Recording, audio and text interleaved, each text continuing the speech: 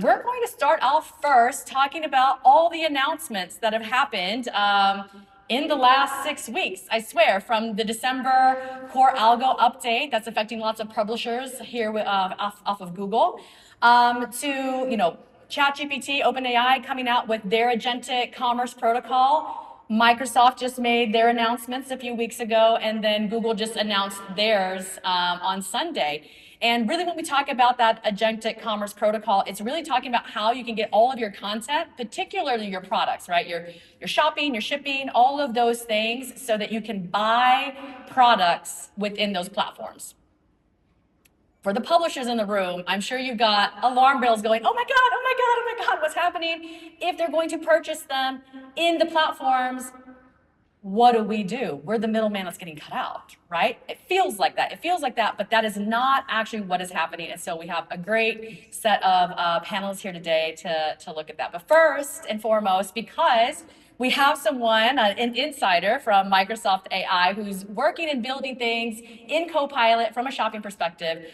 We have Jen here today. And so we really just want to get a sense, we're talking about this on the side, agentics coming out and how you can purchase things within there. What is that really looking at doing, in moving it from the traditional SEO into the GEO space? There's a lot of schema, a lot of things on the tech side that can be handled that products, brands, and publishers could be looking into.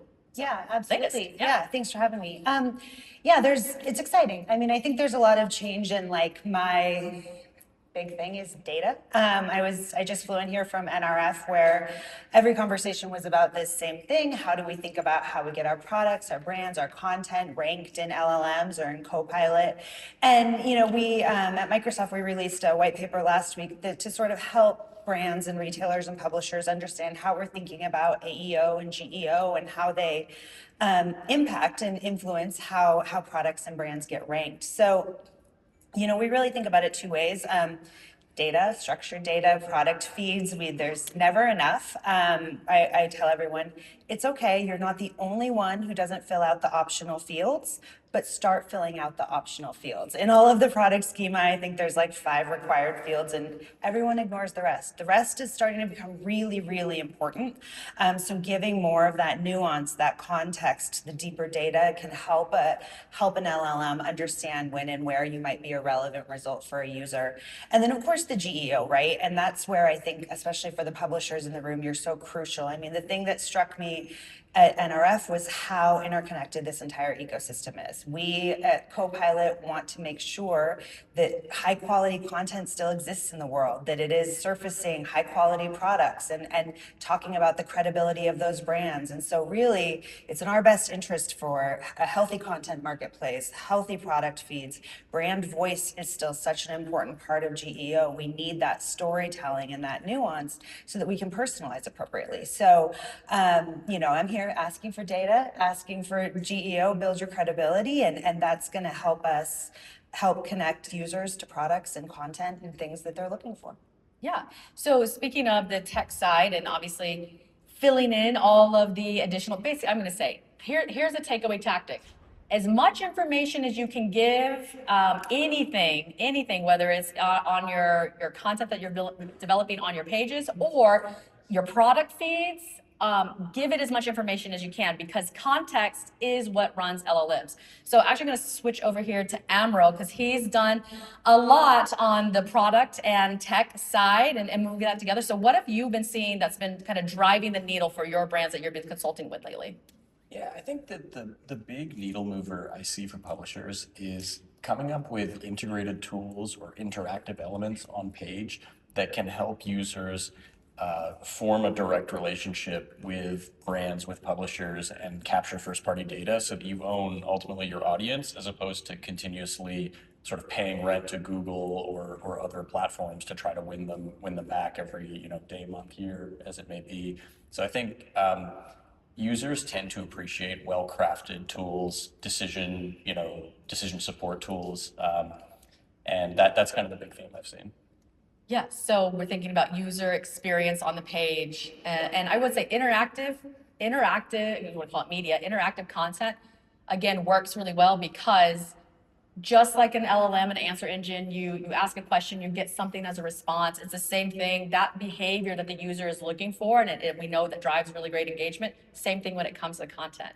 But when we're thinking about user experience, there's 3 really big words that everybody throws around, which have become hollow today. Authenticity, credibility, and authority. What do those really mean? How do you show up authentically? Like, Google will tell you to do that. Microsoft will also tell you to do that. What does that really mean? So now we're going to head over to Greg here. When we're thinking about that, what are we looking at, like on your side within the Money Group? How have you guys been showing up kind of authentically? So thanks for having me. I think that at Money Group, we've built what we think is one of the most comprehensive and diverse marketplaces inside of personal finance. So on one side of the marketplace, we've got 1,200 brands who are giving us feedback about how they're tackling these problems, what conversations they're having in the boardroom, what they're thinking about right now. On the other side of the marketplace, we're working with publishers. We're experimenting, of course, with Money.com, our owned and operated property, but we're also learning alongside a lot of the other publishers inside of the ecosystem. And so what we found is that on the brand side, there are a lot of dollars where brands are saying, this is a problem that we need to tackle, and we're willing to put some money behind it.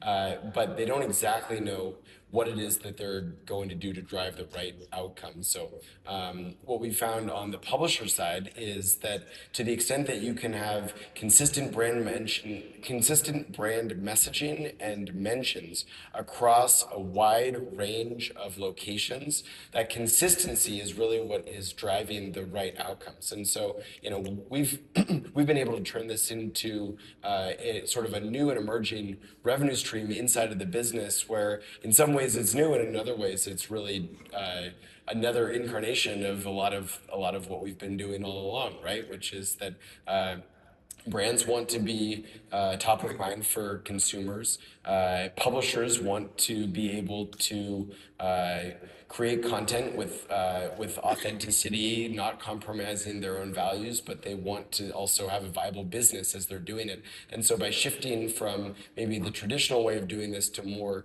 mentions, what does my brand stand for? How are the ways that we can introduce those concepts into a publication, and not just one publication, but publish it consistently across the web in multiple different places? It's that consistency that ultimately drives the results. And I think to add to that, Greg, if a brand is known as being a value brand as opposed to a brand that's really premium, this is just a very basic example. Empowering your editorial teams to sort of emphasize that part of the messaging and the brand positioning, not just because it benefits brands, but because it also benefits users. If you've got a really value conscious user and you can sort of recommend a value, aligned brand, I think that's ultimately a better user experience as well. Right. A great example, we worked with an auto insurance carrier called Amica, who is not the low price player. They're very focused on customer experience. And so as we put together a package where we were going to say, all right, we're going to help you to get content written across a wide range of publications all across the web, we made sure that each of the journalists, each of the editorial teams that were ultimately creating that content understood the real concrete examples of why Amica had provided, exceptional customer service, what they had done for their customers, how they had stood by them in the actual moment of loss, which after all, that's the whole point of insurance anyway, is that they're there for you when you actually need them. And so by helping to get the brand messaging consistent and to have phrases associated with this, you can go and you can look on many of the LLMs and you can ask, what is Amica best known for? How do they differentiate inside of the auto insurance marketplace? And you'll see that they not only do the LLMs understand this, but they will cite sources that exist all across the Ads by Money network, all of the publishing partners that we work with, because we've had these conversations to help all of the publishers to understand, more about the industry than they may have understood on their own. And I think that's a really great point, is to what you're kind of referencing is the digital ecosystem. And so taking us back to just a tiny bit of a history lesson, when the internet first came out, essentially what happened between publishers or creators and like Google's of the world and Microsoft's for the search engines, there was a symbiotic relationship. We will give you our content so that you can showcase those things to users across the world. But in reverse of that, you're going to give us traffic. And so there was a symbiotic relationship between that. Answers break that. It breaks that relationship. And so that's where a lot of publishers right now are scrambling, because it feels like the winners are the search engines, and publishers and content creators are trying to figure out how do we monetize that better. But kind of to your point of what you were saying, Greg, is like, it's just rethinking that ecosystem. So where publishers were there to serve products and brands, right, to get them to show up and be known for, best eye creams, and you want to be on that. Now the value is kind of shifted, and how you get that value is, instead of publishers just having kind of like just the websites or just those articles sending most of that value, their ecosystem is now opening up, so that it's what a publisher is looking at creating in social, in Reddit, in TikTok, on YouTube, and podcasts, so that they can bring that credibility that those brands and products then need to be able to show up in answers. So. Yeah, I think it's interesting too. I think new models are going to have to come about, either from the platforms like Microsoft, or potentially between advertisers and publishers, where advertisers ultimately compensate for metrics like AI share of voice or number of mentions that a publisher is responsible for. I think in order to get there, what I'd personally love to see is the ChatGPTs of the world, or the Googles, to come up with like more robust data to show kind of like a Google Search Console for ChatGPT or for AI mode or AI overviews. It's pretty opaque, and the more opaque the data is, the harder it is to kind of broker these financial relationships ultimately. So I think more transparency will come, and it's going to open up more opportunity between the different sides of the market. Selena, I do want to get to you, because what you guys have been doing over at Tag 24 has been looking at a reevaluation of that ecosystem. So let everybody kind of know you've done a lot of A/B tests. Yeah, definitely. I think it's a huge opportunity for publishers. I look at all of this change in a really positive way. I think it makes content even more valuable, because we can now control, power these mentions for brands. So 2 guiding North Star principles that we've really held true at Tag 24 to become a trusted authority. Number 1, those direct relationships with brands. Publishers really pampering those direct relationships, asking a brand, what do you need and how can our content help serve that, right? Like, what mentions or information is not showing up in these LLMs, and how can we as a publisher help to fill in that gap? And then also not necessarily throwing out all the principles of SEO, but transferring them to GEO, adding on those. So making our content commerce teams really knowledgeable about what makes great content. It's human touch storytelling that also is machine readable. It sounds tough to do both, but it is possible. It's really making sure the commerce teams have writing that is not biased, but is informative and educational. So really making sure that they're not only saying these products are really awesome and our editors really love them, but what those products do, comparing them to other products that are similar, and really outlining the benefits and real use cases, getting that from the brands and talking together with them to provide that. In-house, we're building a lot of tools behind the scenes to help with that. Our developers have used AI behind the scenes to make some of the processes in place to write that content a little quicker, but then also holding true to the SEO principles in the content that comes out. So really making sure your content is formatted in a way that these LLMs love, bold headlines that are informative, bullet points, using other types of media, not just text, video, fresh photos that are, cropped with original branding on them, not ones that have been seen on the internet from the brand in the past or from other creators. Really filling the internet and filling that space with fresh content so that you're showing up as a trusted authority. And then really listening to brands is something that we hold really dear, in that, how can we help you? What's your message that you want to get out there that we can help give a reader? And then also the last thing is really leveraging and thinking about other types of distribution. So using a publisher's owned and operated channels, email if you have it, social media, using your other channels to add mentions for that brand, right? Like using Facebook and Instagram, the other channels where your readers are already really engaged with you and wanting to know about products that aligns with the topics that they're really interested in reading about, using all of the ecosystem holistically to up those mentions, because it ups your authority as a brand, as a publisher, and also the brand's mentions as well. It's really important, I think, to see it from all of those sides, and then have your content team test. I think that's the main thing in writing and creating content, right? Your writers should be using or can be leveraging an LLM tracking tool to see how your content is showing up. They themselves can write a piece of content and then should also kind of be doing little tests in ChatGPT with queries, asking, the answers that a customer might be asking when looking up that brand. And then I think working together to create that content, showing the brand and saying, like, is this what you were thinking? Bringing back the human touch that's also got as well all of the coding that the LLMs need to read that content, and, how the content is chunked out nice and beautifully.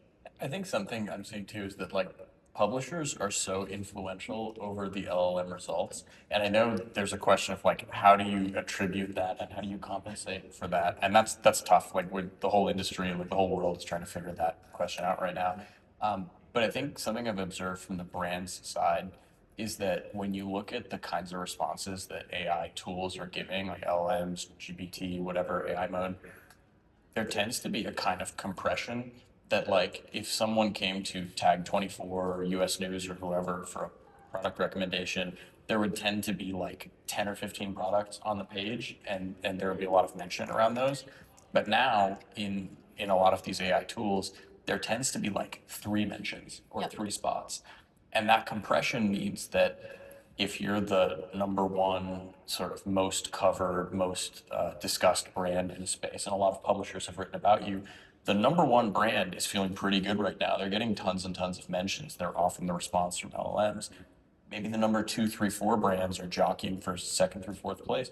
But if you're outside of those top 3 or 4 or 5, you might as well not exist within a lot of these LLM recommendation sets. And so I think for challenger brands, it's actually a really big opportunity to start talking to publishers and start trying to get more coverage, because I think someone's going to win this influence set. And And speaking of influence, a really great concept here is, publishers versus creators, right? The creator economy or publishers, what's going to win out? And I think honestly, what's happening from an agentics perspective really brings it back to the side of the publishers, because content creators, or when you think of this creator economy, they usually only have 1, maybe 2 platforms where they're spending all their time to get a lot of that audience to come in and resonate.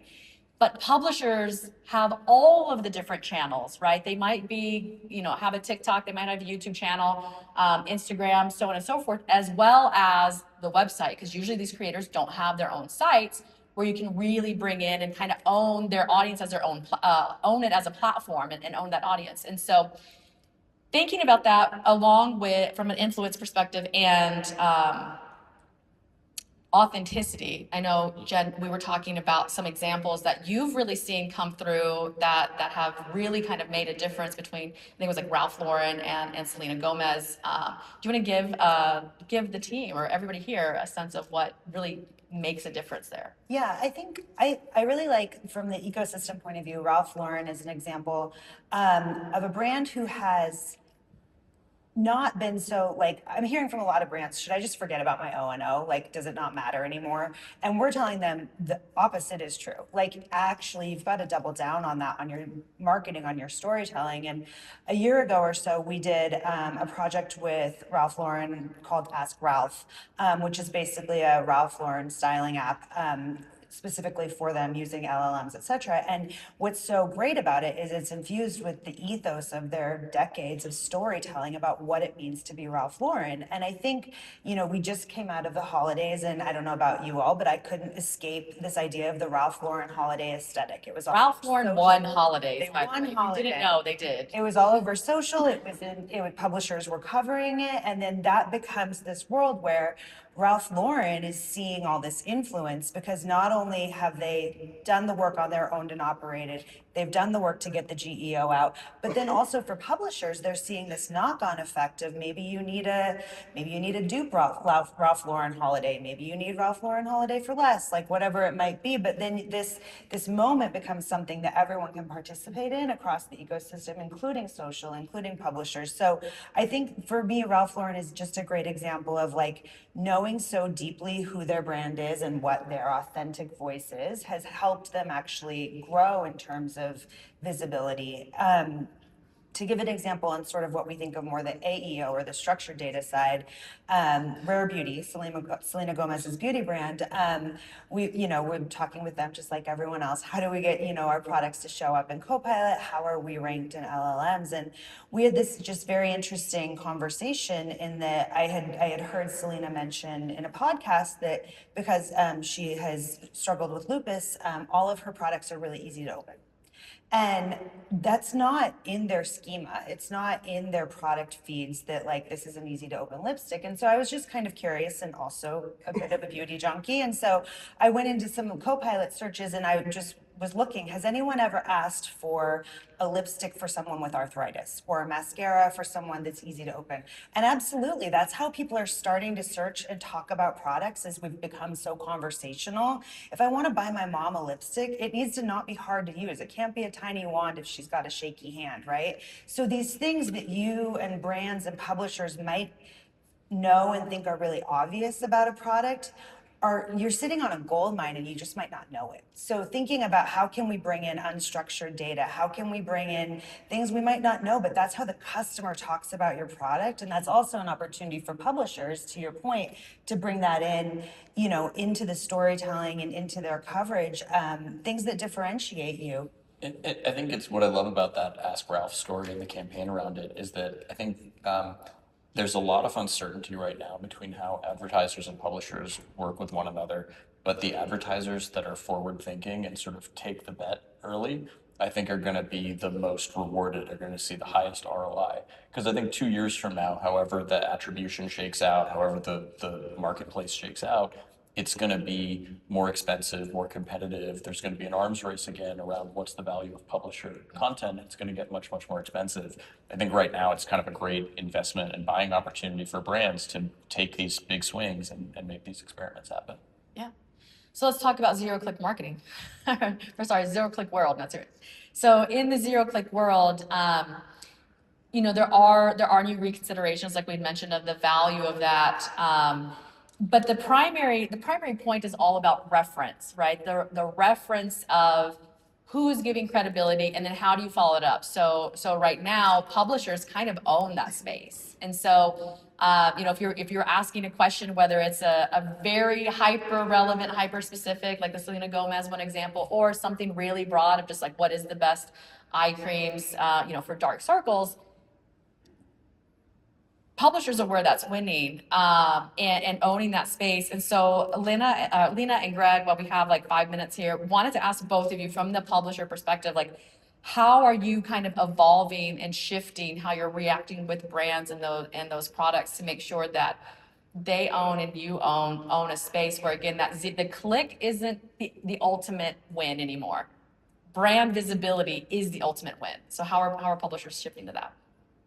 Well, I think that there's never been a more exciting time to be operating in paid media, because there's this really subtle thing that's happened over the course of the last 12 months where Google and Microsoft they've decoupled the search keyword from the results. And instead, there is this zero click and this interactive opportunity where the LLMs are learning more and more about your intent. And they're going to serve you ads not only in the moment, but they're actually going to serve you ads after that. They're actually even going to anticipate your demand. And they're going to start kind of like serving you ads before you even thought to search for things that are going to be so contextually relevant and helpful for you that you kind of can't help but engage with them. And I think that there's this thing that's happening where if you can evolve your business in order to support that transition where you can leverage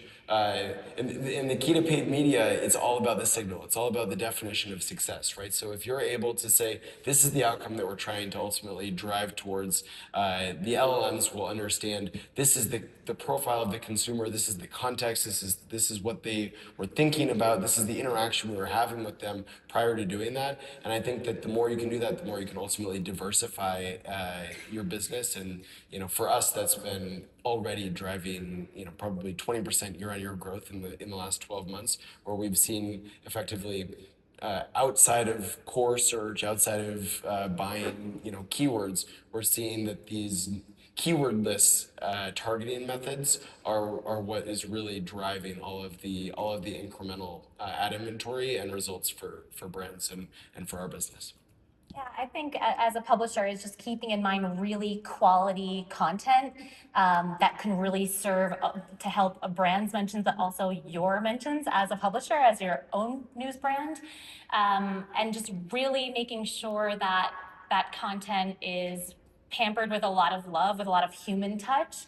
And also a publisher that's thinking about distribution in a larger way than maybe just this one piece of content, right? A publisher that wants you to win with consistent content that wants mentions across the web.